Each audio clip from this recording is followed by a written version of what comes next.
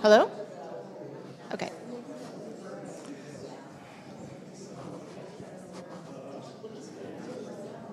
Good afternoon, everyone. I'm Martha Johnson, Director of the Mayer Museum of Art at Randolph College, and I'd like to welcome you to the 33rd Annual Helen Clark Berlin Symposium. We begin this afternoon by acknowledging that the land Randolph College occupies was inhabited by Yesa, the people, but due to warfare, disease, forced migration, assimilation, and broken treaties, the people were reduced in number and were forced to a fraction of the land they once occupied. Today, descendants of the original people of the land, the Monacans, understand that, quote, "The land is the people, and the people are the land, and we are not strangers on any of the land that was once considered our territory," end quote. They are not relics of the past. They live among us, and we honor them. The Berlin Symposium is always held in conjunction with the college's annual exhibition of contemporary art. The first annual opened at the college in 1911. It is the longest-running series of original exhibitions of contemporary art staged annually by an academic institution. Before we get started, I would like to thank Mary Gray Shockey, class of 1969 and former trustee, who has generously supported every annual since the 100th, including this, the 113th annual exhibition, Vita Wild, Contemporary Wildlife Art. On the occasion of the 80th annual exhibition, friends and family of Helen Clark Berlin, class of 1958, established a symposium in her honor, which would expand and extend the educational impact of the exhibition. We are indeed fulfilling their intent today as we are honored to host the artists and educators you see before you. Unfortunately, Tammy Hannawalt was not able to join us today. Late Thursday, she broke her arm badly and it will require surgery on Monday. We spoke yesterday and agreed it made sense for me to step in as moderator. We are all very sad about this. Dr. Tammy Hannawalt is curator of art at the National Museum of Wildlife Art in Jackson Hole, Wyoming, and arguably in that role is the leading expert on this kind of art. She graciously sent me her introductory remarks and the questions she'd intended to ask. I will introduce our panelists, read her statement, and then say a couple things about how the show came to be, and then get into our discussion. We will end our panel conversation at 2 o'clock, and then open for a Q&A for another 15 to 20 minutes or so. Following that, we invite you to stay for a reception and casual conversation with the artists as you enjoy the exhibition with newfound insights. So, Tammy, could you hold my mic? Thanks, Mark. Oh, yeah, no, I got this. Just got to do this. Okay. Stop. Okay, so these fine people next to me. Adonna Khare received her MFA from California State University, Long Beach. In 2012, her epic drawing, Elephants, was the public vote grand prize winner in the world's largest art competition, Art Prize, competing against over 1,500 artists from around the world. Her work has been featured in the LA Times, the Huffington Post, American Art Collector, Juxtapose magazine, and more. Her drawings have been exhibited at Crystal Bridges Art Museum, Boise Art Museum, Minneapolis Institute of Art, Grand Rapids Art Museum, and others. Her work is included in prestigious public and private collections throughout the US and internationally. Mark Messersmith, a professor emeritus of Florida State University, has received multiple accolades for his remarkable contributions to the arts. This includes 4 individual artist fellowships from the state of Florida, 2 Ford Foundation fellowships, 2 fellowships through the National Endowment for the Arts, Southern Arts Federation, and a prestigious Joan Mitchell Foundation Award. His art has been acquired by esteemed public collections such as the Butler Institute of American Art, the Grace Museum, Jacksonville Museum of Modern Art, Virginia Museum of Fine Arts, Asheville Art Museum, and others.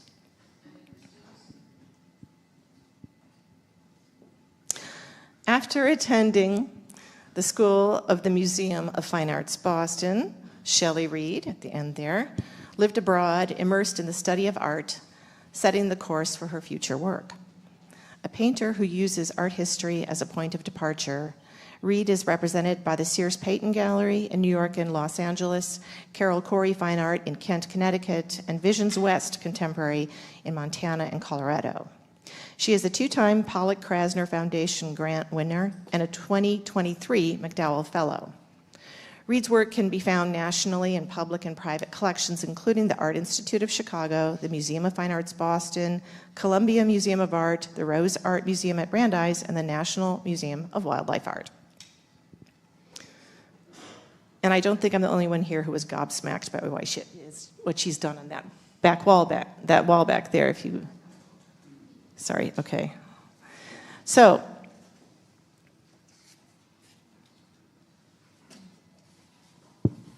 next I'm going to read, it's okay, I think I got it. Actually, I might need you. I don't need this clipboard. Yes, thank you. I'll just take this out of here. Sorry, everybody. Okay, that's better. So I'd like to read the remarks that Tammy Hanawalt sent to sort of think about and define what wildlife art is. So thank you, Tammy, for letting us use your words here. Wildlife art, when considered broadly, includes all art that represents wild animals. She says, I don't know if a genre called wildlife art really exists in the realm of art history, although those of us who work with wildlife art have and are always trying to include it as a category. Wild animals have been present in art since humans first painted images on cave walls or carved figures in stone. Egyptians represented their gods as human-animal hybrids in their Book of the Dead, and Sumerians and Assyrians carved relief sculptures of lions on their palace walls as a fearful reminder to their enemies about the power they were dealing with. Medieval bestiaries were filled with an abundance of wild animals that symbolically and visually relayed stories and provided lessons as well as entertained. For centuries, Native American artists have represented the significant and symbiotic relationship between humans and animals in their renderings and narratives of realistic and abstracted figures. And there are far more examples that might be cited. Still, 19th century European art critics, those who made up the categorizations for art history, frowned upon depictions of animals in art. Artists such as Antoine-Louis Barre, who was particularly skilled at depicting wild animals from his intense studies at botanical gardens and zoos, was labeled by an art critic in 1831 as an animalier, a description that at the time was derisive, although later it was embraced. Such labeling indicated that Barre's work of animals were secondary to artworks of human beings and should not be taken seriously. Barre's animal sculptures would later be recognized as illustrative of one of the themes of Romanticism, embracing the emotional power of nature. 19th century wildlife art in North America centered on scientific recording and exploration. John James Audubon, for example, illustrated The Birds of North America, printed between 1827 and 1838, which at the time would have been found in the hands of wealthy collectors and later in natural history museums, along with the taxidermy specimens that Audubon himself may have hunted.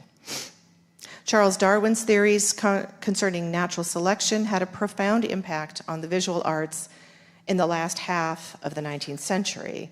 Before Darwin, it was more important to show the detailed anatomy of an animal and less important to show an animal in its natural habitat. since perhaps the 1900s, wildlife art has been grouped together with art of the American West. Art associated with the last frontier, depicting cowboys and horses situated in undeveloped landscapes. Based in nostalgia, art of the American West sometimes presents an idealized version of American history. Western art was a part of the persuasion to settle the West, and wild animals, including bison, elk, moose, and grizzly bears, were a part of the vast landscape, which showed the beauty and the bounty that was potentially there for the taking. Paintings and sculptures of animals and landscapes that were not part of the East, at least not in the late 19th century, could be found in ranch homes and cabins, as well as in Eastern mansions and businesses. Wildlife art was a way to connect with nature without having to be outdoors. However, today we are living in the sixth mass extinction in an epoch known as the Anthropocene, which is defined by human influence on the environment. In this era, humans must come to terms with not only how to survive in an ever-changing environment, but also how to maintain our evolving relationship with wildlife.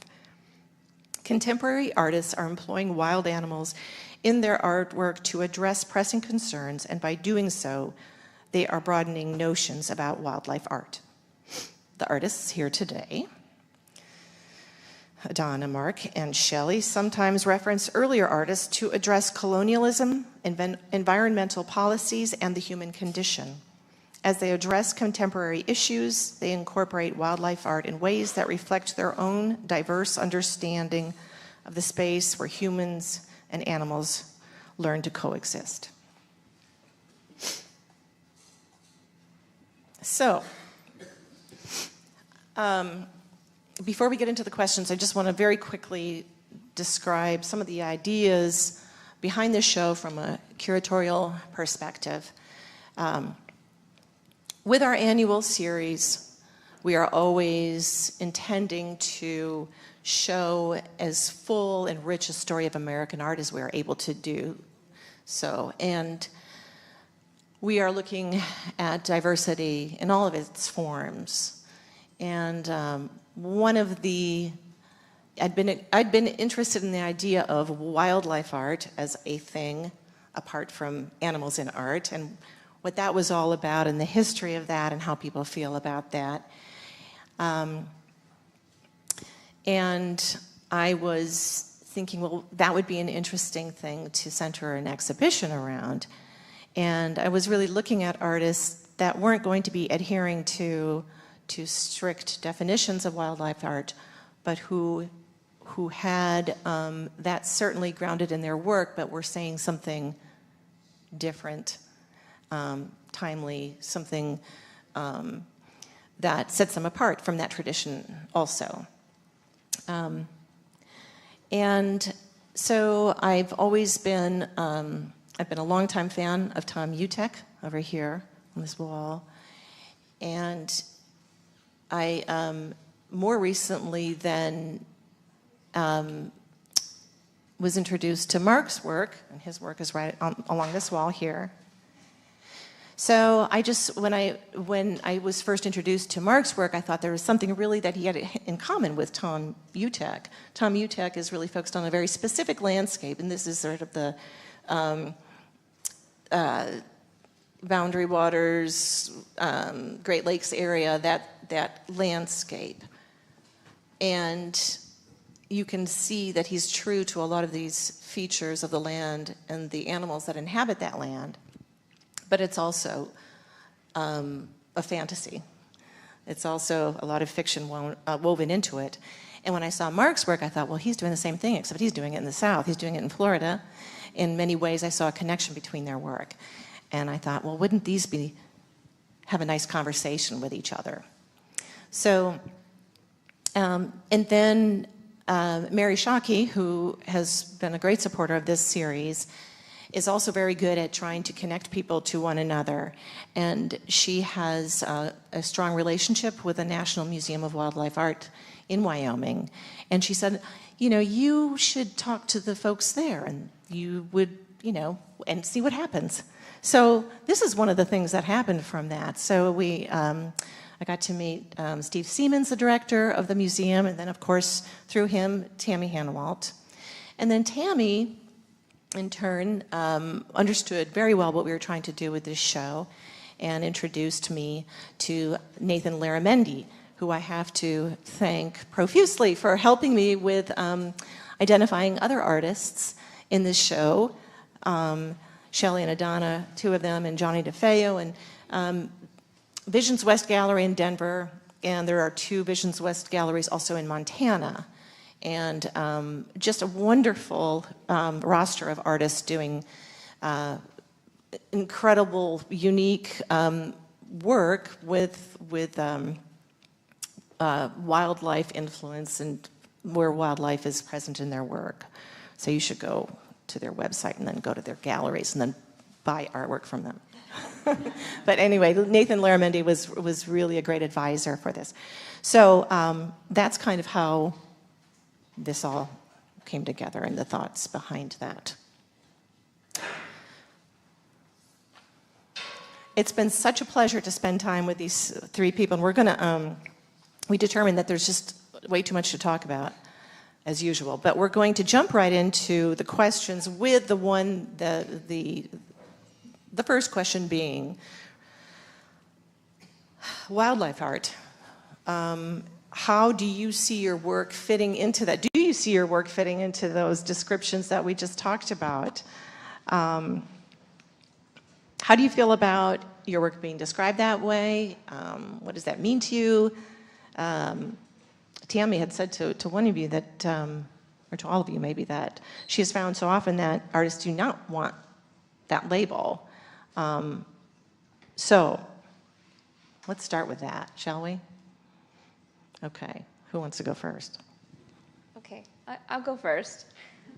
When I think about the description of my work as wildlife art, I'm good with it. I've never really subscribed to anything, you know, there's, in life and everything, we always be put into categories, and I've always struggled describing my artwork to people, because they're like, you're an artist, what do you do? And I'm like, oh, animals, and then they, you know, like kind of tied together, and then they do these things, and then it's kind of about life, and that's a lot of words to describe, you know, so I mean, I'm okay with it. Animal art, wildlife art is kind of what I would say, but I am aware of the connotation maybe in the fine art world that they're like, oh, that's interesting, that's an interesting choice. But the description itself it doesn't matter so much to me. So I've been labeled as a lot of things, fine artist and illustrative artist, an illustrator, not an artist, not an illustrator. And over the past, 25 years of showing, I've just kind of been thrown so many labels that I'm just like, that's fine. It's good. At least we're talking about it, right? At least if I'm being asked a question, somebody's interested. So I feel like that's a win on some level. But I do know what she's talking about when they say there's like almost like we want to be as valid as the figurative world. There's always like, look at me. And then to be in pencil art in a field like that is sometimes a little bit more like, hey, we're still important, we still have a voice. So, but the description to me is okay. Yeah, it's good. They're wild animals tied together strangely. So, yeah, I'll take it. Well, first I want to thank you guys for showing up on a Saturday morning. And for this great opportunity to be in a show like this. I'm really grateful for that. Yeah, for me, the wildlife thing never even entered my mind. It was just things that I live with, things that I see. Everything I paint are things that I've actually experienced to some degree, maybe not actually doing what they're depicted in the paintings as doing, but I have seen these animals. And I think I'm sort of really interested or aware or bummed out by this point that we're at right now where the animals, at least, maybe around here, but certainly in North Florida, there's still this coexistence between a remnant animal population and human encroachment and this sort of like, maybe it's not too late to salvage some of their habitats, some of their existence, but at the same time, we got a governor who proposed to build golf courses in the state parks. So it's just a question of time before some of these animals, some of these venues that they live in, are going to be so small, so subdivided, so segregated that it kind of makes me sad in a weird way. And you know, I don't want the paintings to be sad. I don't want the paintings to be preaching about environmental doom. But I think that's what kind of generates me to keep making paintings. It's just my own concern, sadness for the state of things. But don't let me bring you down. I enjoy painting, I enjoy carving, I enjoy squirting glitter on things. So maybe that's my own mental salvation. So I agree. I think this is such a great show, and I'm so honored to be with these artists and so grateful to the museum and the college. And so I think when people have the title wildlife artist, they're trying to do something specific in their paintings, you know, showing wildlife art and the natural element. I don't really feel like I'm doing that. I actually think about wildlife art a little bit differently. I feel we're all on a continuum, right? We all started from wildlife art. In fact, when I paint cows, I actually looked up the history of where cows came from. And it's really just a question of domestication, and domestication for a purpose, which is usually our need. So I deal more with concepts along those lines, like the animals standing in as metaphors for humans and our treatment of one another and the environment, what that represents.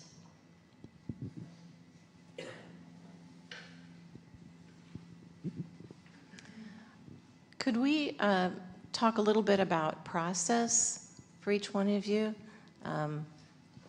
Because each one has a very unique approach, and I think everyone's interested in hearing about that. So let's.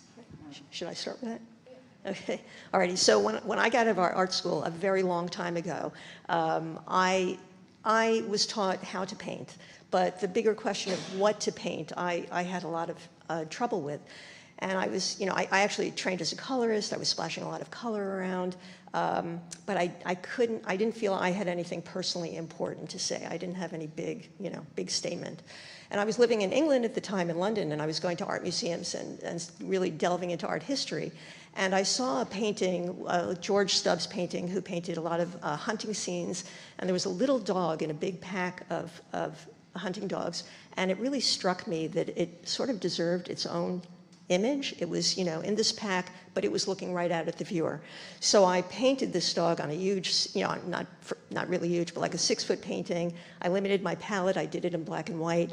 And for me, that was the beginning of this process. So I look at art history. I used to, you know, before the computer was here, I would just spend many hours in libraries looking through black and white books and then taking Xeroxes of images that felt important to me and relevant to today. And then I would start collaging those images together to make a new narrative. So it had to be an image from art history that maybe meant one thing back then, 300 years ago, but still felt to me that it had a contemporary message for today. And, you know, and so I would build a new story around that. Oh, okay, so process, I think of it in two parts. I'm so literal. I'm like, do you want to know how I made this? Like, what is my physical process? And then the thought behind it. So there's like the two elements. And we had a really fun breakfast this morning, and we talked, I talked a little bit about, you know, in school, in art school, I actually went to school as a biology major because I wanted to do something with animals. And then I switched to art, and I call it the reverse intervention by my parents. And I was like, I'm going to do vet or biology or something, you know, so I can make a living. They're like, well, you should really, you know, think about art. And I was like, huh. I know this conversation went very different for many, many people. And so I did. I chose to do art. And then I get to art, and I was like, I realized it wasn't like when I was a kid where I just drew what I wanted. It was like, these are your projects. You do your projects. You do good. And I was fine. I did great. And then it was my last semester, the last couple weeks of my last art class in 6 years of undergrad.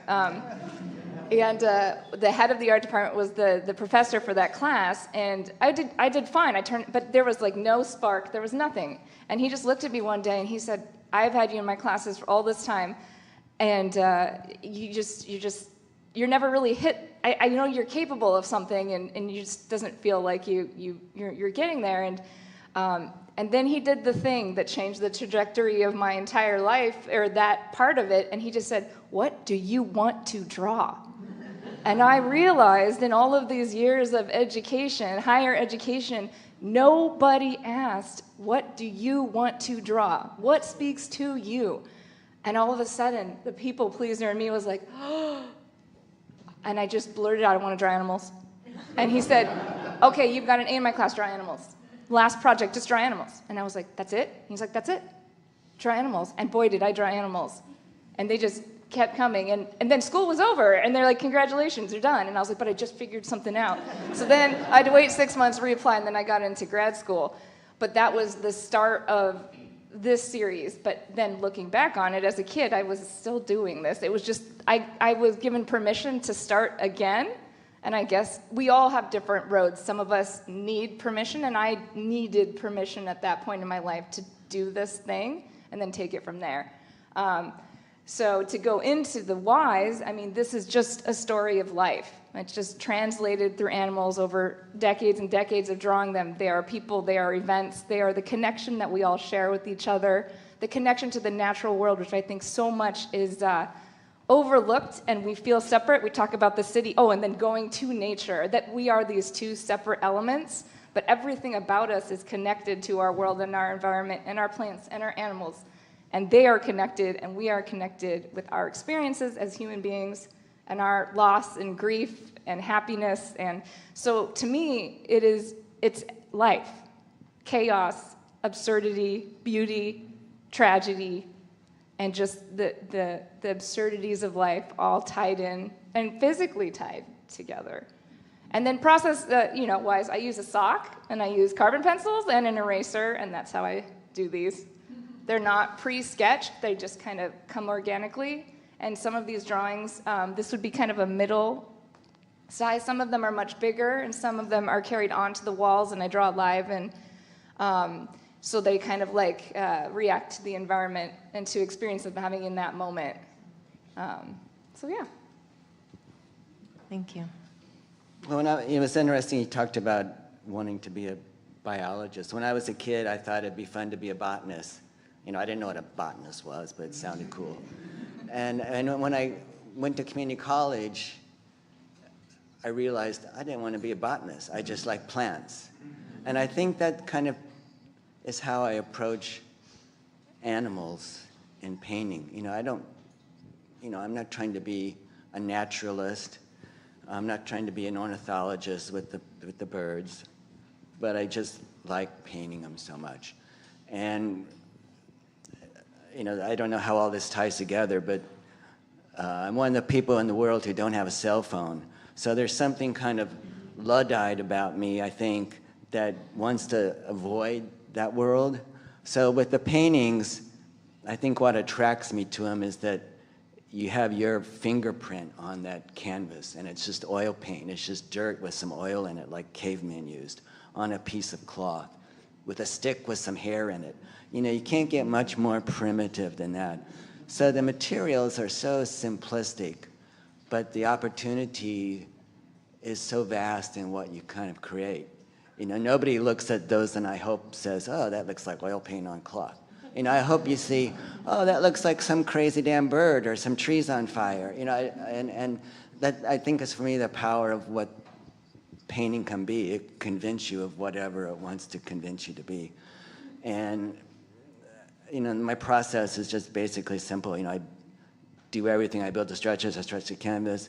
And sometimes I might have an image, like it might be like, spoonbill in a particular photograph that I like, "Oh, that's kind of interesting." So it's like setting up a theater or a stage or something. You got the main character, you start messing with the spotlights so they look good, and you start adding the secondary characters, and then all of a sudden, the longer you get into the performance, the story starts to make sense. So by the time I'm finished, I kind of realize what I was doing. I don't want to know when I start, because there wouldn't be that much incentive for me to just follow through it. And then the carvings, they come last. So it's really kind of a creature of habit, methodically going through this same process of just rediscovery. Can I make a comment on that, Martha? Yeah. What Mark just said. I mean, you have 3 artists here who work at sort of an unusual scale, right? We work really big. And when you said setting up the spotlight, I mean, that's really true, because I think of the highlights, you know, the value in the painting is how light or how dark things are. And the light is really important. And so the 3 of us do something that's very theatrical, right? And cinematic, and almost operatic in a way, right? And also very body oriented. So you sort of enter the space, which is very different than just looking at a picture. Yeah, I think all of our work invites you to come into the environment. It's like creating a space where you're like, oh. Just, and I think of it a lot when you're just sitting out in the grass and you look at the grass and then you see a leaf and then you look and then there's a bug and then you look and then there's a trail of ants and then you look. So it's that idea that you can keep discovering more by getting closer, and that I've noticed that in this show, you know, that there's always a little bit more to see, always a little bit more to find. Yeah, there is a lot to find here. And Mark, like your perdellas, just those alone, or you could spend a lot of time with each one of those little boxes. And maybe for all of you, I think that if you want to talk a little bit about your influences in sort of art history, maybe they were not wildlife artists, but what do you look at if you do look at something for inspiration? And I tend to probably look backwards. You know, I don't really necessarily paint the past, but I'm always interested in a lot of those artists and formats from the past. So particularly, like, I've always been interested in manuscripts, medieval manuscripts, and books of hours and altarpieces, not because I have any religious conviction, you know, probably quite the opposite. But I like the format, and the boxes, the shelves on the bottom of the paintings, they've sort of evolved over time from what were called predellas, which would be on large altarpieces. There'd be a series of small paintings across the bottom. They would add a little more narrative content to what the large panel was about. So I sort of like that format, and then they've just evolved eventually into 3-dimensional objects and carvings and a shelf. So, you know, again, it's that sort of looking back at structures, formats, and again, the books of hours. I don't know if you're familiar with some of those, but they're incredibly beautiful. They're small, best pigments artists could buy, glowing gold backgrounds, but at the same time, there'd be a saint who's on fire or having his skin peeled off. So I like that contrast between, you know, the really, really, really beautifully ornate things, and at the same time, the thought that maybe the world is not that happy of a place. So, you know, that's probably one of the overriding influences. I mean, there's tons of artists that you can name. I mean, you got a nice example of one here, Ryder. I've always enjoyed his paintings. It's kind of a beautiful little one you have in the collection here. So it's kind of eclectic who I like, but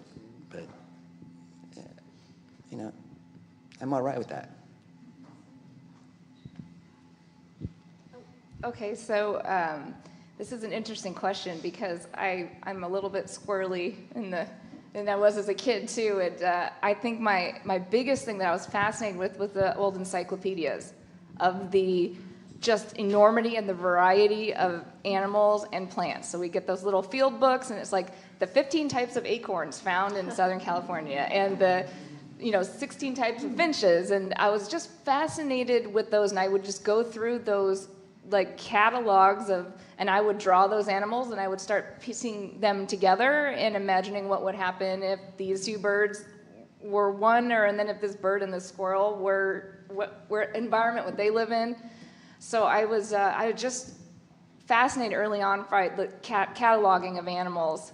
Of course, the Audubon and all of that, I loved those. And then as far as any other art, it was in college where I felt a huge connection to an artist, not at all related to what I want to do, but Hieronymus Bosch. I had an art history teacher, and all of a sudden I turned the page and I'm like, what is this? This is chaos, and I love it. And it was like the first time I felt something towards a painting. And I felt like an immediate connection. I was like, this guy wants to draw weird stuff, and he was alive in a time where religious art was the thing, and it just felt like he was just so creative and really kind of scary and spooky and dark, but fascinating. And I felt like you could get lost in the paintings, and it just spoke to me. I think those would be my main things that just brought, like, when I had a connection with other artists. I love that, and I totally agree. So I'm interested in artists who back then were sort of exploring their world. So I have a series now that I'm painting of piles of market scenes from the 16 and 1700s. And so back then they were pulling things out of the ocean that they didn't know exist, were like miracles of the sea. And it was all about abundance. It was all about what the earth had to offer. And now, of course, those images mean something totally different. So I'm really looking at artists who were thinking about the world that they existed in back then, and what that means today. What kind of scale are you working in right now? Me personally? Yeah. Are you doing another one of these? No, so I'm always working, well, up till now and probably for the last 30, 40 years. I always have something pretty big going on, but also a lot of small things. So the smaller work I've continued, they're sort of individual actors, I feel, that might show up in a bigger scene. And also, I think it's easier to establish a one-on-one connection with someone who is just looking directly out at you. So I love doing the individual portraits, but I always have something pretty big going on, and often I'll start a 6-foot painting, and then I'll think, it needs something on the left-hand side, and then it'll continue, and then I'm like, So that's often how often I have a collage that represents a 30 or 40 or 50-foot painting, but sometimes they just morph into that. And I think I could just end up doing one painting, for the rest of my life that just keeps adding on. I was going to say, when you said that, I work similarly with the large panels where it's like a continuation of the next one. Yeah, and that idea that I work in mural size, and then I also do small works too, and it's like I'll pick and choose. I'm like, this guy needs more attention. I'm going to single him out and do him one, but then I'll do the same. I'll do a small drawing. I'm like, this guy deserves, 6 feet, so I'm going to take him out and then work on him on. So I like that similarity there. I get that. So you will all work on more than one thing at a time, all three of you? Pretty much stick to one until maybe it's 95% finished. And then, but if I'm not working on something, I kind of start going a little nuts. So I have to have something going on, whether it's painting or carving, but it is like 95% maybe when the painting is almost finished before I'll start thinking about something else. I admire that. Also, your paintings have so many different elements. I've never been admired before. Whoa. Yeah, I can't. I will take it to the point where I think I know what I'm doing, then I'll get distracted and do something else, and then a deadline will come up, and then I'll be like, I need to finish that. So I need external forces sometimes to force me to finish a drawing. So I wanted to also point out the other artists in this show. There are 9 artists featured in Vita Wild. Johnny DeFeo's paintings are over here in the first bay. And Lauren Strohacker created the wolf and the bear, and she does really amazing work and video and projections, and you should check her out. We have John Hitchcock on the far end, Francis Hines and Travis Walker here. Hitchcock and Walker, Strohacker, and Johnny DeFeo are also from the Visions West Gallery. And so I see some through lines, some common themes maybe, but I'm wondering if you all, you haven't really had a chance to look at the whole show hung together, but maybe in just between the three of you, do you see common storytelling going on or a common theme that you share? Well, certainly the animals, obviously, but there is a kind of different concern, perhaps. At least for me, my interest is in these specific animals in this specific location that I've specifically looked at. And you know, for some reason that just seems important to me. Not to say all animals aren't important, but it just seems important to me to have kind of a firsthand experience with their situations and watching them. There's where that lighthouse painting was painted, it's a National Wildlife Reserve, so for years I would go down there with some friends and we'd sit and paint landscapes. You know, it's a sort of plein air thing that it's almost like wildlife painting. You don't say plein air anymore. It's like, ugh.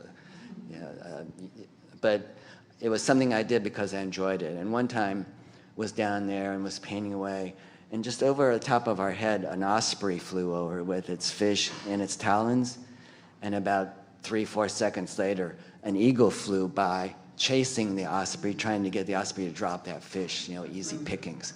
So it's stuff like that that I see that gets incorporated into the paintings. You know, and I do work from images, whether it's Audubon or field guides or something like that, so I think we kind of maybe share some of that information in common. But you know, I just like dealing with things that I've experienced to some degree. So I think one thing, you know, it's obvious we share the animals, we all do the animals at relatively life size, which isn't always true. But I think what's really wonderful about this is how you have 3 artists who use similar imagery radically differently. I see radical differences rather than similarities, right? And I love that. I think that's kind of incredible to use a world of animals in really very different ways. Yeah, I see both of those. All is true. It's like we use the animals as our language, and all of our languages are slightly different, but it's all an invitation to come into the space. And it's all reverence for nature and wildlife and animals, and it's all like I just think it's, when I see Shelley's, the eyes, it's like, to me, it's like just speaking, it's like having a connection with the animals, and it's like having a connection with nature, having a connection with, yeah, so that's what I see. Just different languages, but we're all trying to say the same. No, I'm not going to say we're all trying to say, I'm not going to put no, I'm just saying we're all just inviting you into the space and the reverence for that piece and those animals. And I think what it shows is that basically animals are our existential other, right? You know, and we all approach that in slightly different ways. Just like human nature is multifaceted, we use animals to show all those different facets. I think a lot of the works show an intersection between human and animal.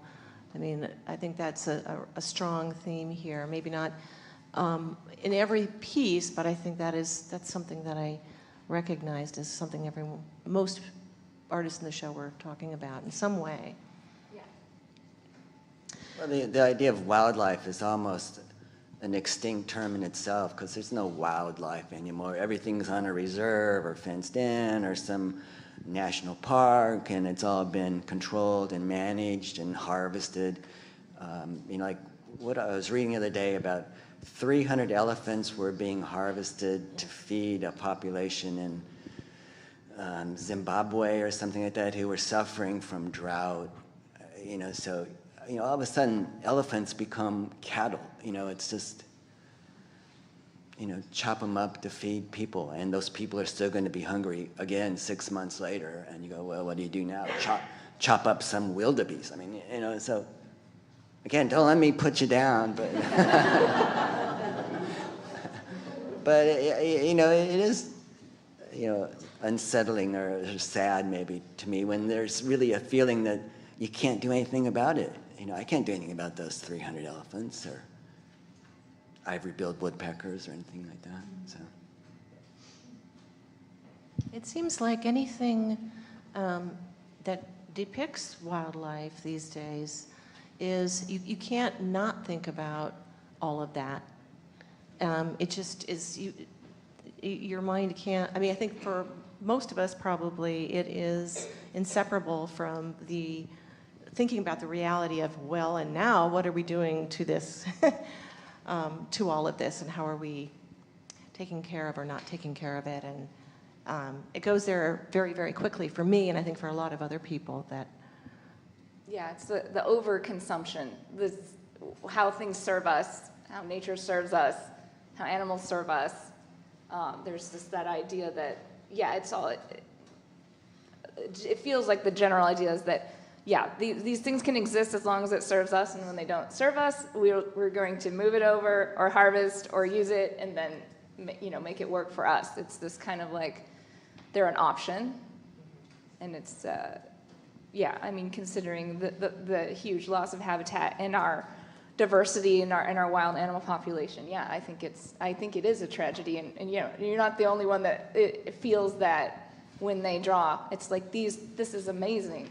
Our, you know, our diversity and it is amazing, and it is so much part of our humanity, and I don't think it is as well represented in the fine art and the, you know, contemporary art world as it maybe should be, that this is part of our humanity that we are losing at such an enormous pace. So yeah, I'll join you in the it's devastating. So it's devastating. I'm just going to add that along with the overtly depressing stuff, that this is all true, that I think, you know, I try to think about how we represent the potential, right, for humans to do sort of heroic, incredible things. Well, I don't know.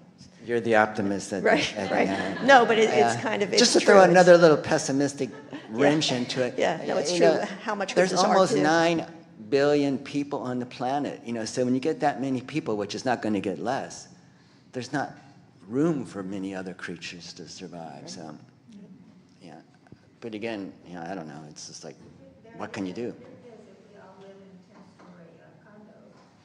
Yeah, on one little acre. You know, Mark, it's funny because, oh, I'm sorry. I was just going to say, out of all the art in the room, and I think there's such fabulous art here, yours is so vibrant and, you know, and I don't know if I would say optimistic, but it's like, we're here and we're fabulous. You know, there was a story I heard once about, you know, how a Chinese cook kills a goose. So he puts the goose on his lap and he's stroking the back of the goose, and the goose is all content. And with the other hand, he's using a razor blade, slicing its throat. So that way the hormones don't start going crazy in this panic-stricken goose, so it apparently improves the flavor. So I think, you know, maybe I'm like stroking your back while you're looking at and then I'm cutting your throat at the same time. Well, you know, I think you're sort of a closet optimist, though. I mean, to hear you talk about, the way you spoke about, you know, the human hand in creation, when we were talking about AI last night, when we were talking about technology and how things are, you know, not going to, how we're going to ride this, you spoke beautifully about the purpose of why you continue to paint and you continue to create, and so can you say a little bit more about that? About what? Well, the human AI? Well, how we're going to conquer it. That there's a role that we will continue to be doing things in spite of it, you know, and the value of that. Yeah, I think at least from my own mindset, you know, painting is special. You know, painting, drawing, anything that's done by an individual with their own hand, and maybe there's only one of, because there's not many things like that left in the world. Everything is duplicated, Instagrammed, photographed, printed, you know, over the world. You know, but there's only this one drawing, there's only that one painting, there's only those 3 paintings. So the idea of there's still a human aura involved in the making of these things. It's not pushing a button, it's not jiggling a mouse or something like that. I think is, you know, really speaking to the human condition that we're all in. You know, we all,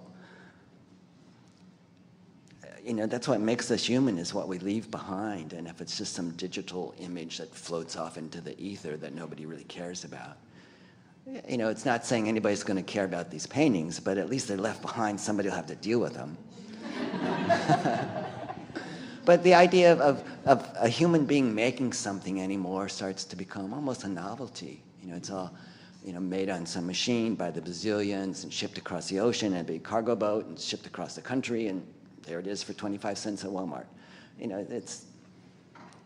Is that optimistic or? Oh, yeah, that's great. Yeah. That is actually quite okay. optimistic. I don't even know anymore.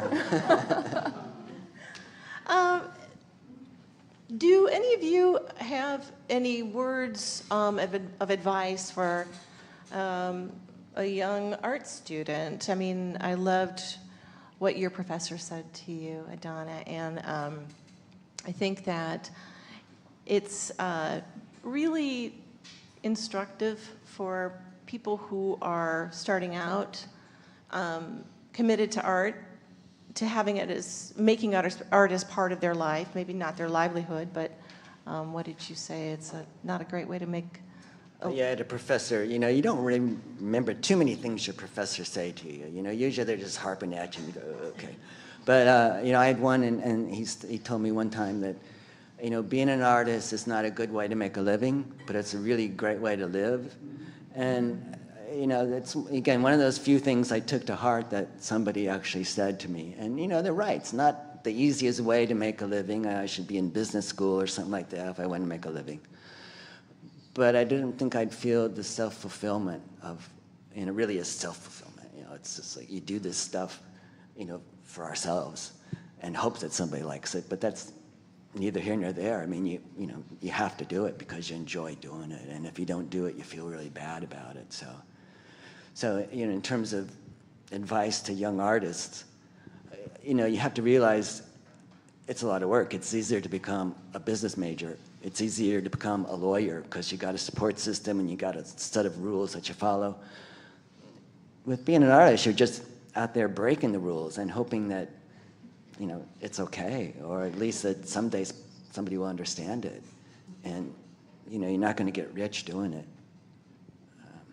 But you do feel maybe good at night when you go to sleep if you did something.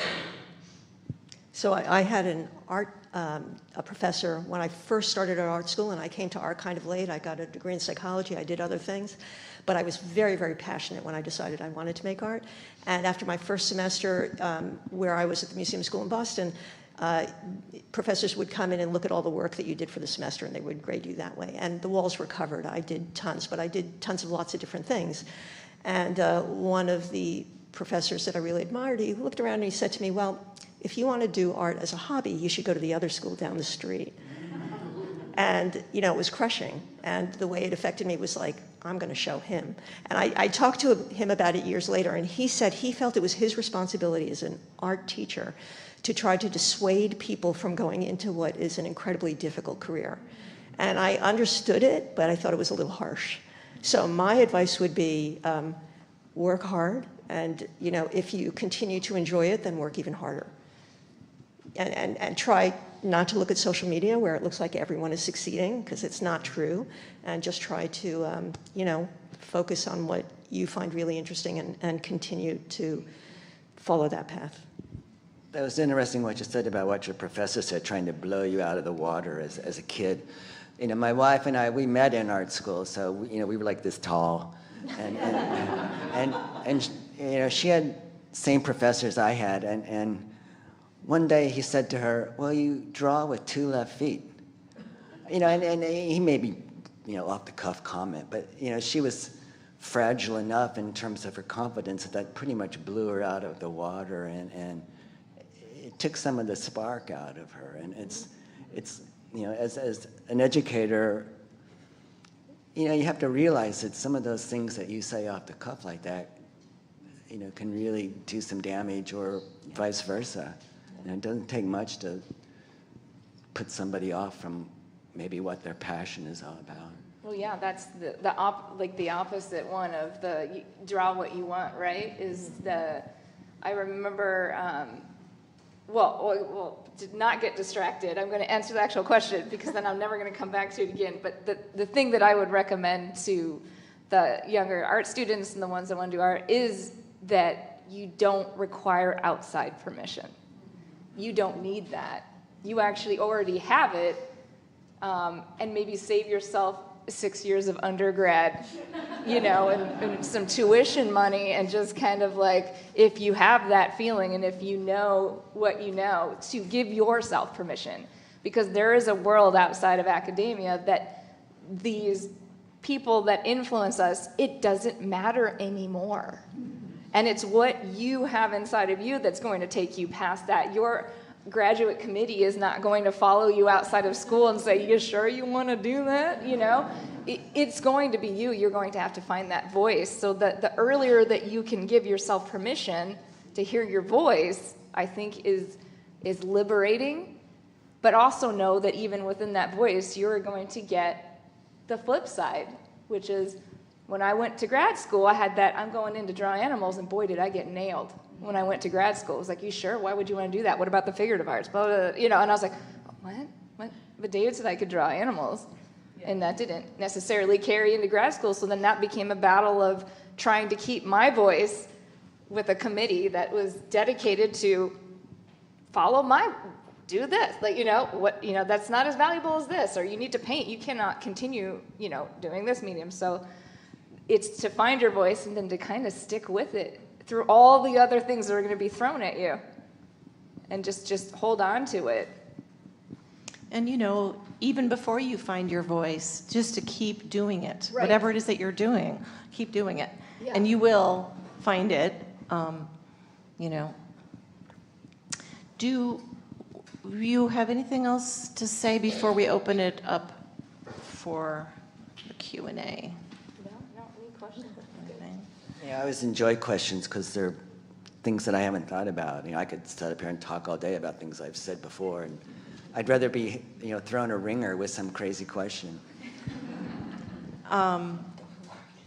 So the way this is going to work is you're going to raise your hand, and I'm going to run over with my microphone, and you're going to wait for me to get there so that you can speak into the microphone and I don't have to repeat the question, okay?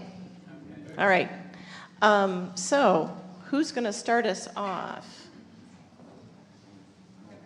Oh, okay. Here I come.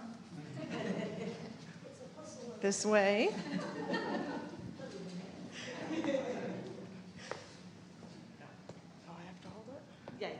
You want me? I can hold it. Concerning the drawing on the back, do you ever keep track of like the number of pencils that you use? Oh, you know, that's a good question. I was just talking about, so I did, not for this piece, but, I look at my voice carries, I didn't even need this microphone.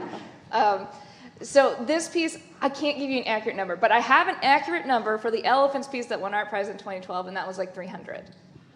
And that was about 20 feet long. And this is about 12 feet long, so like, you know, like half. Maybe. Do you work down to the nib? I mean, how can you? Okay, yeah, so I don't like to waste anything. And, you know, each one of those pencils is like $4. So, you know, I like shave it down, like when I can't hold it anymore, you know, I had those pencil extenders, but that does not work for me because I always lose them because the ADD is strong in me. And there's probably 30 in my studio and I can't find them when I need them. So then I chop them up and I use them as dust. And then that's how I set the tone in the back with the leftover dust from the pencils. Or I give them to kids that have little hands. Next question. Oh.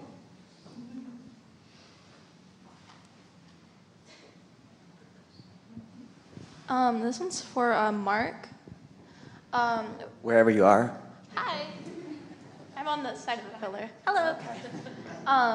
With the 3 paintings, are they set in like the same place or just like generally the same area? Yeah, I'd probably say generally the same area, because none of them are really specific places. I mean, maybe perhaps other than the lighthouse painting on the right. They're environments that I've seen, and it's interesting how we see the landscape and nature anymore. It's usually through the window of a car.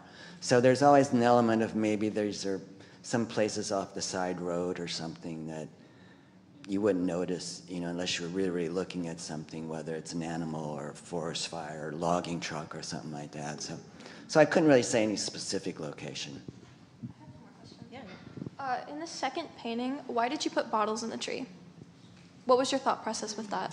There's a history in the South of African Americans using these bottles in trees. They would put lard around the opening in the neck of the bottle and stick it on a tree. So the idea was the evil spirits would be attracted to this colorful glass, go over to look at it, slip on the lard, get trapped in the glass, and then you'd be free from evil spirits. So, you know, I sort of like that idea of they're evil spirits. At the same time, there's these beautiful bottles. So again, maybe it's that contrast thing that I like. I think maybe when I was younger, I enjoyed painting still life, so maybe there's some leftover from looking at a bottle and painting it. But yeah, you know, a lot of those things are just open for interpretation. I mean, not everybody knows about a bottle tree. That, you know, they might ponder about it anyway. Thanks. Well, it's for all three of you, actually, but the reason I want to ask this question is because my mom is also from Northern Florida, so these paintings feel kind of like home to me. I really feel a lot when I look at them. So I was wondering, what do you guys feel when you look at your own work? It's the greatest thing ever made.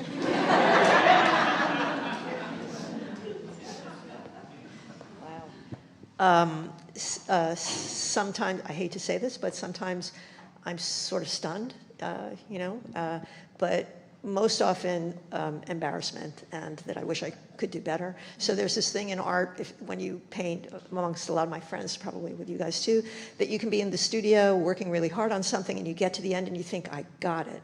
And then you come in the next day and it's like, what was I thinking? So it's, you know, but I hope that just, for me, that just leads to doing, you know, doing better the next time. But that's a really interesting question. Yeah, that's good, because it really is kind of a catalyst. You're always unsatisfied, and you go, oh, the next one's going to be better. Yeah. And then after that, it's, oh, the next one's going to be better. Yeah. You know, so, you know, I figure when I think I've done the world's greatest painting, and I'm sitting in a chair eating a bowl of chocolate chip ice cream, and I'm 102 years old, I can go, oh, yeah, I've done it. I've done the world's greatest painting. And now I can just relax. But until then, I want to keep trying to make the world's greatest painting. Yeah, I have a similar experience. It's like you pour all this time and energy into it, and I always feel like I just missed it. Like I just missed the point. Like I couldn't quite put on paper what I'm trying to say. And so, yeah, and then I'm like, next time, I'm going to do better. Next time, it's going to make more sense. And it's not like brain surgery. I mean, you can make a mistake and nobody dies. So you always got a second chance. That's a win. That's a win.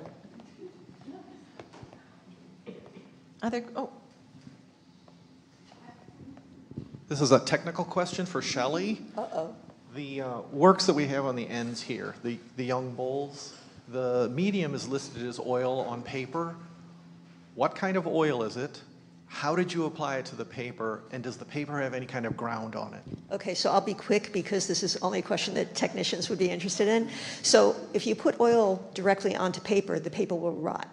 It's a really serious problem. So there's a company called, I'll say it in English, Arches, but it's a French company, so Arches, and they make paper that is treated with a product similar to gesso, but it's a clear product, and it's put into the paper as the paper is being made. And it's beautiful paper. It has deckled edges, which if you look at the paper, you'll see that it's handmade paper on a screen. It's not cut from big sections. So beautiful paper.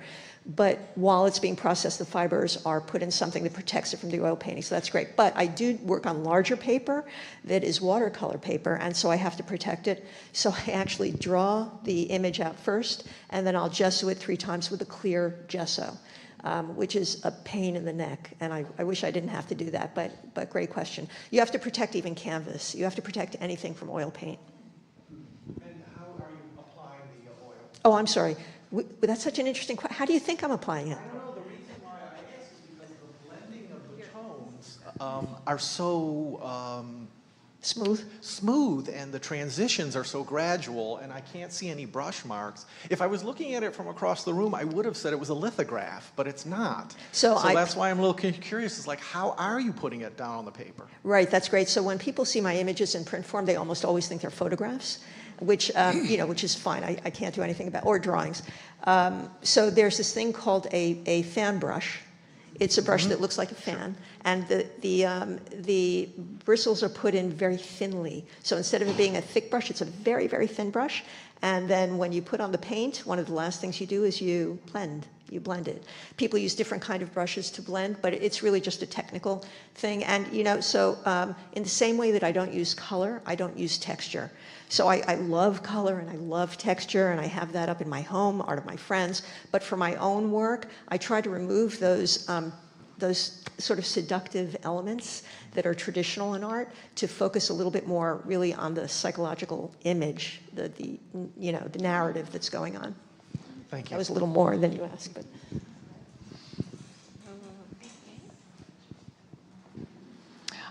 How long did each of your works take to make? Yeah, mine probably take about a month, maybe 3-4 weeks, something like that. Certainly most of the time is spent with the painting, and then it might take 2 days to do the carving on top, and another 2 days for the box on the bottom or something like that. So it's fairly quickly. That's why they're piling up. This one was up in my studio for about a year, but it's not what I worked on exclusively for that year. So when you work this large, I get distracted easily, and I start working on other drawings, and then so I have sometimes up to 12 to 13 drawings going on consecutively in the studio at any one time. So similarly, I have several things happening at once, and the painting like that took about 2 years, but I did many things in between. Something like the portraits on paper, I have to finish them in a day, because once the paint dries, I can't continue it, so I have to, because it's on paper, it absorbs differently. And the little one, the little canvas would take something like a week. My other question, if you could describe your work in one word, what would it be? Or these paintings, at least. One? That's a tricky question, because none of us are sort of minimalist artists, so it's hard to boil this craziness down to one word. Maybe for me it might be like eccentric, I guess. Good as any word. For all three of you, I'd say the one word could be striking. That's a good word too. I don't know if I'd say it about myself. Oh, striking. I was going to say, hopefully, effective. Oh. Brilliant. I can't do one word. That's like the hardest question. I speak too many words to describe one word. So I got nothing. I got nothing. I can't. You win. I was going to say fun. You could say fun. I have this one drawing called The Pool Party, and it's a whole bunch of zebras and tigers falling from the sky into the water, and they've got armed floaties on. And everyone's like, this is the most fun I've ever seen. And I'm like, it's about us all dying in a mass flood from the icebergs melting. But good. But if you read in just a little bit deeper to some of the other stuff going in, from afar, it kind of looks like all these weird animals like having like a fun time in the water. But I'm like, they're actually drowning, everybody. They're dying. So no. I mean, not that's more of a, but yeah, I can say this particular one, yes. This one actually is about just interacting and being fun without so much other things like sewn into it. Let me ask you a question about that one behind you. Mm-hmm. How did you determine when you're finished? Oh, deadlines. Yeah. Usually external forces come into play when things are finished for me. Yeah. I don't know how to not keep going on a drawing. So what I'll do is when the deadline hits, I send it off, and then sometimes when it comes back and I put it back up, I'll start working on it again. So then the key now is to just keep them wrapped up so that I keep moving on to something else, or else I'll just keep going back in. Let me ask a general question. Does anybody ever paint aquatic animals? Or fish, wildlife? Oh, fish? aquatic. Oh, yeah, yeah. Aquatic? Yeah, in a lot of my drawings, just not this particular one. I have piles of dead fish. But.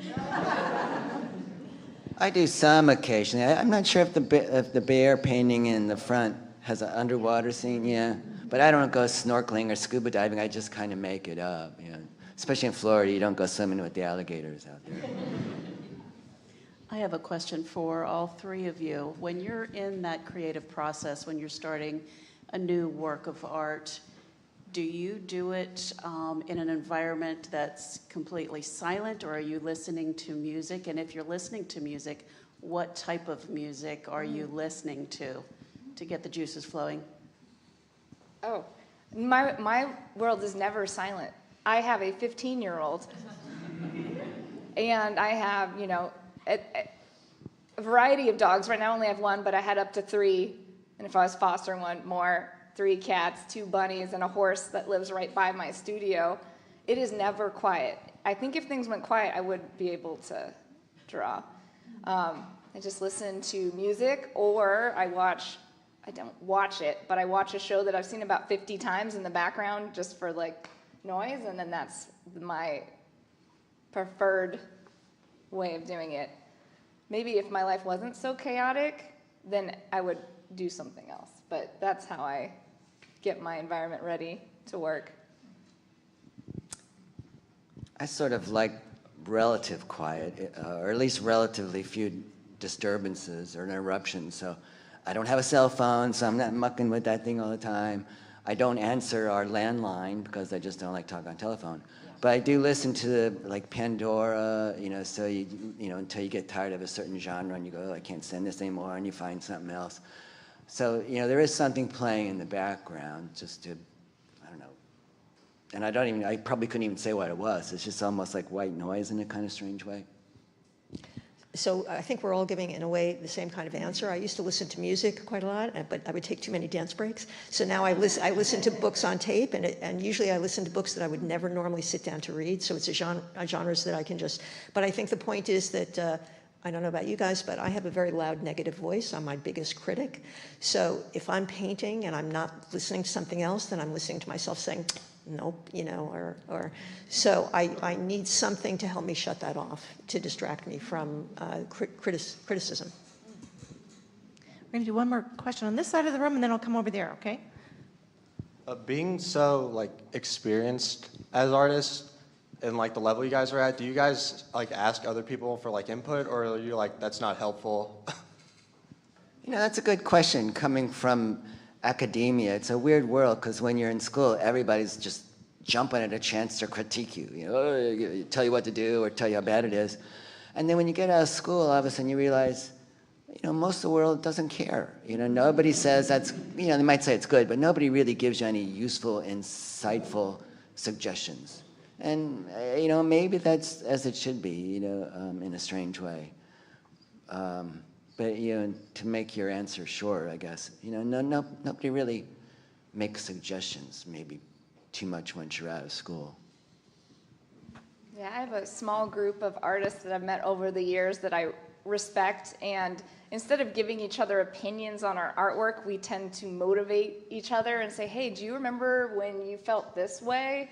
And like when we're in, and it's more of like a, like supporting each other, because we all go through our ups and downs and health problems and family life, and where our art will, you know, go up and down, and it's more of like a support group of people that help you remember the things that you were passionate about, and it kind of be like, when I got out of the hospital, I had friends go, hey, remember how you felt? And then it's like starts to bring me back into the art world, right? Bring me back in, but not so much to give opinions. I would never give opinions on their artwork, but I'd be like, I love that painting you did. It inspired me to, but more that way, because we're not in academia anymore. And that, you know, we all, when you go through grad school, you have a little PTSD from everybody telling you all the things, right? And so I don't want to put that back out there, but yeah, we need to support each other as artists, but not to like give, like you have to do this or do this, but yeah, it's more of like a support. So I totally agree. And when I got out of art school, we started some crit groups where people would get together and we would meet every month or so. Someone would show their work and we would give feedback on it. And it became clear over the years that people would start to give feedback from the kind of work that they were doing. And, you know, I just don't feel I need that kind of feedback anymore. So it's sort of, you get to the point where you sort of know what you're doing, and it's okay to accept that without feeling arrogant about it. So at this point, it's more about support. You know, let me get this young lady over here. She has a really, really important question. So I a question for all three of you. I was wondering what your favorite piece of artwork you've done so far. That's a good question. Got a favorite piece of art so far? Favorite so far? So far, for me, it would be the elephants piece, which is my big mural. It was just a really interesting time in my life, and it had to do with family, and it was from a dream that I had about elephants. Like, I legitimately woke up and I dreamt about elephants and how they love and respect family and how that feels, and it was right when I became a mom, so it just like was in my soul, and so I started this drawing called Elephants, and that's probably the most pivotal drawing in my life, that one, so yeah. My favorite one is the one I'm just about finished right now. You know, when I get back home, I'm probably going to finish it up 2 or 3 days. So, you know, I think it's always a good thing when your favorite piece is the one that you've just finished. You know, it might not last very long and you go, oh, it's not as good as I thought, but, you know, it feels kind of good to get to a point where something's finished. You go, oh, I feel good about that one. Yeah, and I agree with Mark. I should say this piece right here, but I have a market series going of, and it's the dead fish painting.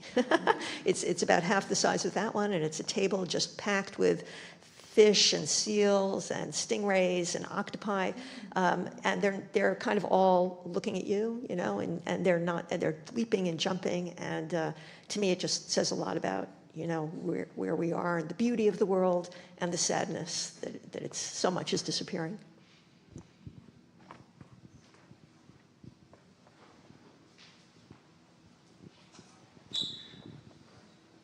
We have 2 artists in the collection. One you've definitely heard of, James Audubon, but I guess it's sort of the other end of the spectrum is Walton Ford. And I wonder where each of you just briefly would put yourselves in that spectrum, and maybe briefly why. So Walton Ford does a very specific kind of work. He's a fantastic watercolor artist. He does massive, usually, though also medium-sized, images of animals that look like they're from out of art history, and there's almost always a story to tell, and he often has writing. It looks old-fashioned, the work looks old, and they often deal with a fable or a moral. Did I get that right? Okay, all right. So I was looking for a gallery in New York a long time ago, 30 years ago, when we used to hoof it on foot with our slides and go to, we don't do that anymore. But I walked into this gallery that I wasn't going to apply to, and there was work that I absolutely loved. And it was little interiors from the South, family dynamics happening. And I thought, I love that work. I'm going to apply to that gallery. And that was my first gallery in New York. They were early Walton Fords, which you should look up because you can barely find them. And I have another experience with him that I was, you know, big museum on the East Coast that I really wanted to go get into, and still hopefully will. And the director saw my work and she thought, is it a little too Walton Fordish? And I'm like, what? They have nothing to do with each other. And it's like, oh, of course, you know, so yeah.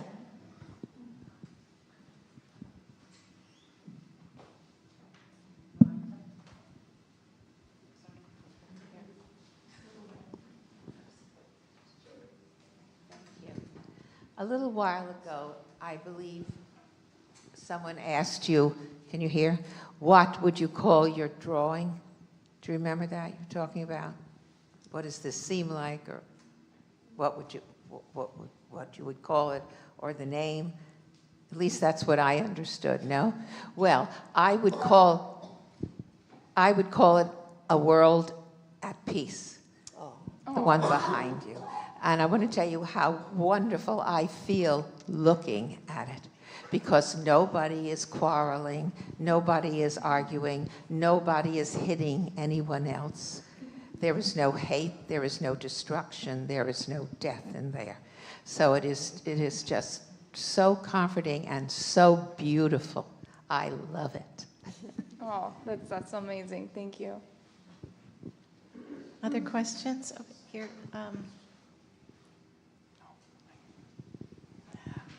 Yes, I don't have a question. I just want to tell you how I have reacted to this. Before I go to bed, I have a routine to prepare myself for sleeping. and I know I'm going into another world.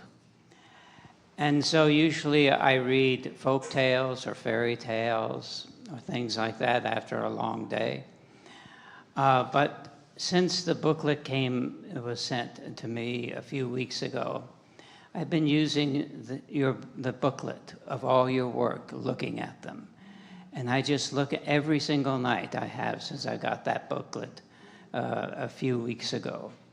And so I look at it, and I keep on looking at it, and I keep on seeing things new. And then you fall right to sleep. Pardon? And then, no, I don't fall asleep. And I've read everything you've said in the booklet, and and I just wanted to say, it doesn't put me to sleep; it puts me at rest. Oh, good, thank you. Thank you, amazing. Thank you. Adonna, the piece behind you, did the animals take on any type of characters in your life, like the one with its tongue sticking out and the one with the horn in the rear end? And you can just look at all these things in this picture. It's like, do they remind her of any specific instance in her Yes. life or person? Yes. It's got to be because of the characters and what they are showing. Yeah, they are. And in part of my process for the animals, I mean, I live in Southern California right now. I don't have access to these animals. Usually like a raccoon, a skunk, and a possum, and some coyotes. That's the extent of what I can see kind of on a daily basis. But these animals, a lot of times humans pose for them. So my daughter, my boyfriend, neighbors, somebody, I like walk out my front yard, and if I see my neighbor costume, like, hey, what are you doing? 15 minutes in my studio. Come, act like a bear. And a lot of times they represent like a person specifically, and sometimes I will not share who that is because they are in my life still, and I don't need to know that I represented them as a bison with his tongue out. Like it's best left that for me. But I enjoy that people can give their own stories to it, and there's a lot of drawings I've done specifically around health, where people are like, I know what that feels like, or like, I know what it feels like to have the house crumbling down around you, and to assign their own. But yes, a lot of these are real people, real animals, real stories that are in there, and it's like I can read it like a diary. And bears specifically, when my dad passed from brain cancer, I used a bear to depict him, and so sometimes when I think about him, that comes back out, and it's made it into several, not so much this particular drawing, but several other drawings when I'm trying to talk about that. So yes, it's just like a personal history, and yes, very much so individuals in there. I just knew it. Yeah. Oh yeah, you could. Yeah. And one of them's a pain in the.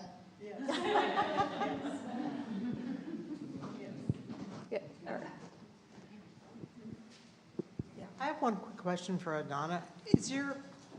How did you decide how large or small to make your animals? Oh, yeah,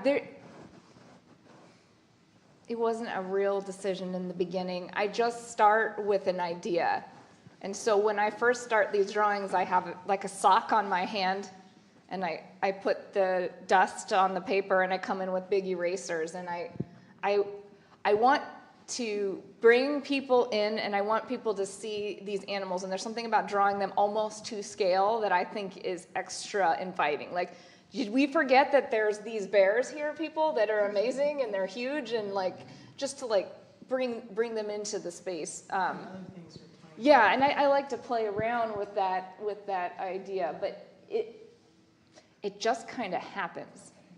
Yeah, I don't care so much about scale, to the accuracy of the scale. I just like to play around with the scale. Other questions? It's for Adonna. I'm struck by the expressions on your bears' faces. They're smiling. I don't know if they're happy or just self-satisfied, but it makes me smile when I look at them. Was there an idea behind their expressions? This particular drawing is the last of the big works that I did before I got sick. And it was a really interesting time in my life. It was COVID, and I was finishing it up, and I was looking at the possibilities of a different life in my personal world. So this piece was specifically just about what I thought that would look like and the players involved in it.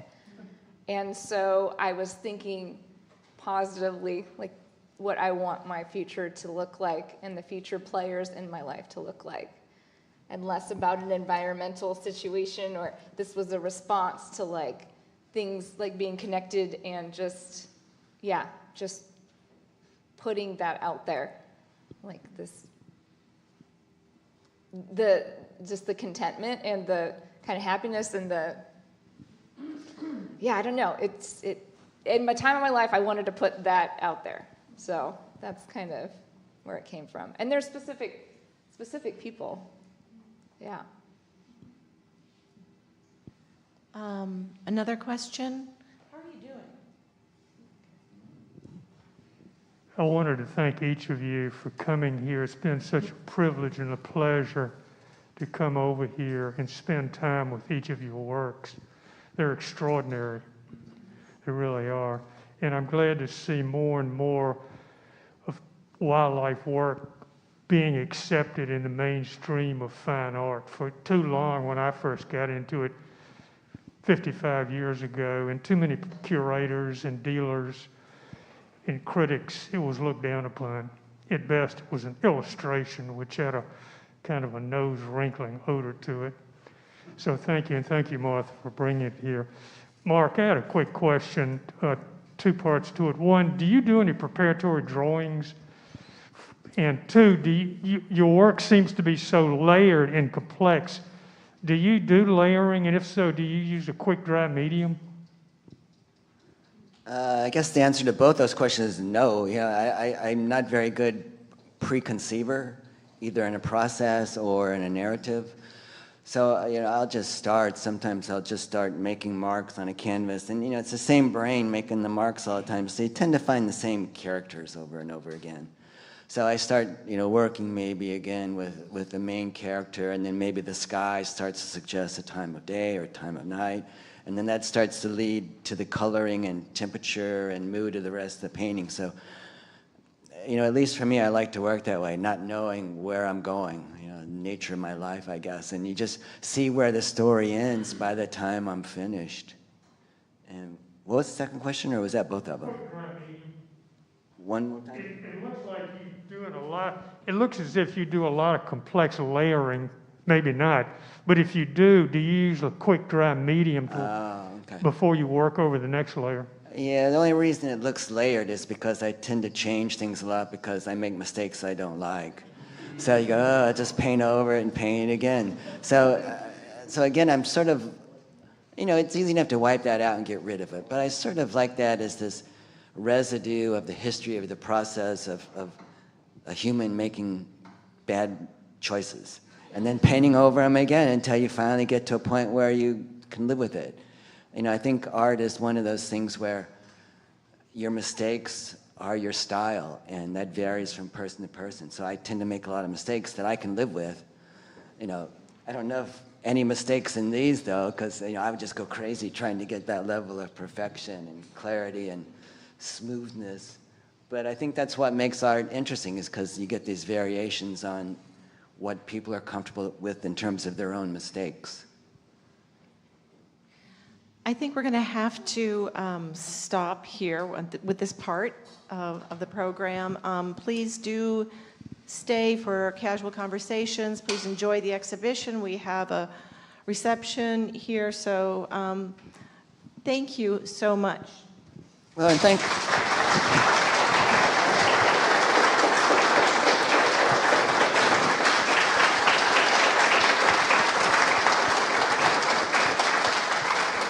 Well, and thank all of you again for, coming today. I just want to say thank you. This is such a special thing to be up here, and I really feel honored and grateful you guys spent time out here with us, and so thank you so much for coming. A total treat. Thank you for being interested.